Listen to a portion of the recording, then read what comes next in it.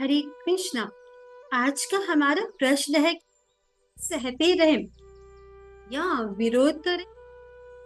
तो ये प्रश्न देखिए हम सबके मन में उठता ही है कि हम सही या विरोध करें। तो देखिए दो चीज ऐसे, सहते रहना या विरोध करना, और दोनों का पक्ष देखिए अलग अलग है। कब तक सहते रहना है और किस चीज के बाद विरोध करना है, तो यह दो अलग अलग पक्ष है। सहना देखिए बहुत अच्छा गुण है।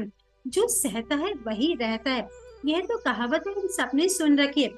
और हमारे शास्त्रों में, स्पेशली भगवत गीता में, सहनशीलता पर भगवान श्री कृष्ण ने बहुत सारे श्लोक कहे हैं। और भगवान श्री कृष्ण ने कहा है कि धीर व्यक्ति जो बहुत बुद्धिमान होता है, उसका ये लक्षण होता है सहनशीलता, स्थित प्रज्ञ व्यक्ति का। किसी ने कहा है कि यदि गीता को एक सेंटेंस में यदि आप उसकी व्याख्या करें तो क्या कहेंगे। तो देखिए एक महापुरुष के मुख से ये सुना है, उन्होंने ये व्याख्या करी है कि बहुत तेज तूफान आ रहा है, बहुत तेज तूफान आ रहा है। तूफान आना यानी क्लाइमेटिस। देखिए कुछ ऐसा नहीं है कि कोई नॉब हो स्विच ऑफ कर दे, रिमोट से भी बंद हो जाएगा, जैसे हम फैन स्विच ऑफ करते हैं रिमोट से। देखिए हम लोगों की शक्ति बुद्धिमत्ता सबके बाहर है। जब सुनामी आती है, टेक्टोनिक जो प्लेट से वह हिल जाते हैं, सिस्मोग्राफिक यंत्र जो लगे हुए थे वह भी सब फेल होते जाते हैं। तो आगाह करने के लिए देखिए भूकंप आने वाला होता है तो आगाह करते कुछ होने वाला है, कुछ नहीं होता। तो प्राकृतिक जो आपदाएं हैं, देखिए ये आदि दैविक क्लेश इसे हम कहते हैं, ये आदि दैविक है, ये दैविक है। तो देखिए ये हम लोगों की कार्य क्षमता से बाहर है, हम कंट्रोल नहीं कर सकते। तो तब फिर हम क्या करते हैं, देखिए तब हम लोगों के पास कोई भी रास्ता नहीं होता। तो गीता की जो परिभाषा महापुरुषों के मुख से जो सुनिए वह यही है कि बहुत तेज तूफान चल रहा है, एक व्यक्ति उस तूफान में फंस गया है।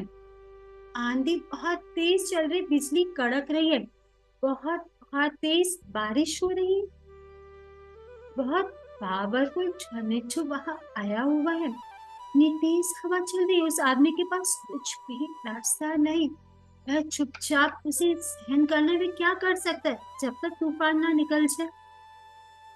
और अपने आप को वह कैसे ना कैसे सुरक्षा दे रहा है, बस इतना ही वह कर सकता है, ऐसे में और कुछ भी नहीं कर सकता, कोई रास्ता नहीं है। तो यह गीता, तो हमारा पूरा जीवन यदि हम सोचे तो ये सहनशीलता ही तो है।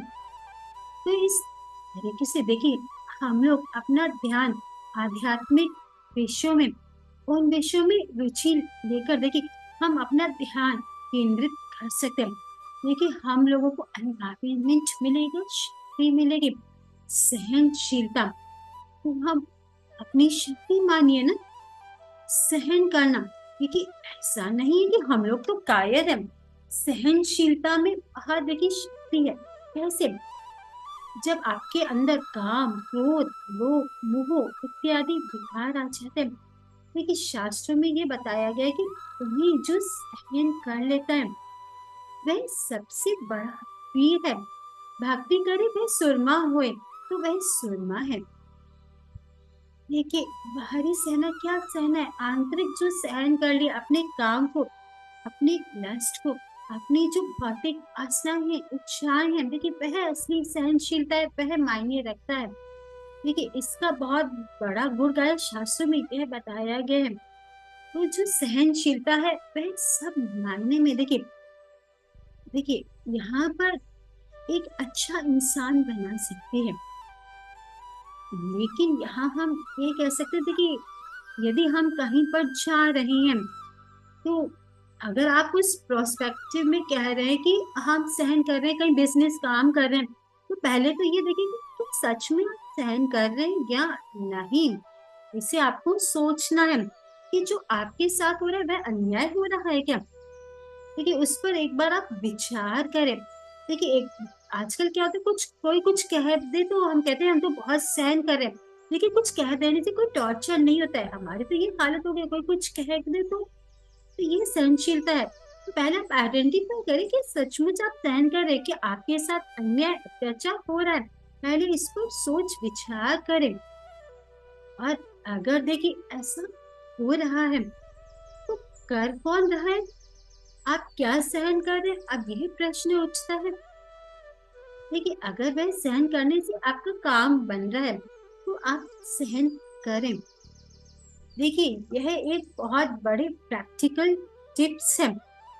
विरोध हमें करना कब है, जब आप देख रहे हैं कि सहन करने से काम भी बिगड़ रहा है और ये कुछ चीजें बहुत ज्यादा बढ़ती जा रही है, अन्याय अत्याचार डोमिनेशन बहुत बढ़ता जा रहा है, और अब इसका कोई गलत फायदा आपका उठा रहा है, कोई आपका मिसयूज कर रहा है, तो तब आपको एक शैली में सबकी परामर्श लेकर उचित रूप से विरोध करना चाहिए। देखिए यही है नीति। यह नीति चाणक्य पंडित ने सिखाई है। उचित व्यवहार ही उचित समय में, यह बुद्धिमान मनुष्य का देखिए उसकी बुद्धि का परिलक्षण है। तो ये दो पक्ष आपको समझकर विवेकपूर्ण रूप से चिंतन करके समझ के आपको आपके अंदर ही ब्रेन प्रोसेस थॉट प्रोसेस में आपको डालना है, सोचना है, विचार करना है, फिर आपको उस हिसाब से कदम लेना है। तो जो भी करे सोच समझ कर करें। आशा है आपको हमारा ये वीडियो पसंद आया होगा, तो लाइक और कमेंट करना ना भूलें। हरे कृष्ण हरे कृष्ण।